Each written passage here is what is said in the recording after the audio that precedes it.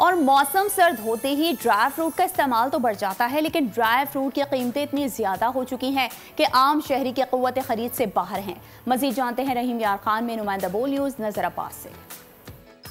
जी बिल्कुल, मौसम सर्द होते ही जैसे ही गर्म मलबूज़ात और खाने पीने की अशिया का इस्तेमाल बढ़ जाता है, वैसे ही ड्राई फ्रूट का इस्तेमाल भी बढ़ जाता है। लेकिन खरीदार जब ड्राई फ्रूट खरीदने के लिए दुकान पे पहुंचते हैं, इनकी कीमतें बहुत ज़्यादा है और शहरी शिकवा करते हुए दिखाई दे रहे हैं। हमारे साथ एक शहरी मौजूद है, उनसे बात करते हैं। जी बताइए क्या ड्राई फ्रूट आज मैं आया हूँ ड्राई फ्रूट खरीदने, तो यहाँ पर आके तो रेट ही सुन के दिल ही नहीं कर रहा लेने का। इतनी गरीब गरीब की पहुंच से बहुत दूर हो गया, ये अमीरों को सौगात बन गया। गरीब बंदा तो समझ लो ले ही नहीं सकता। पिछले साल तो चलो तब भी था, वो हुकूमत आ गई, हुकूमत को चाहिए, हम रिक्वेस्ट कर रहे हैं कि यार इनके क्या बोलते हैं रेट में कम किया जाए ताकि गरीब आवाम भी खा सके।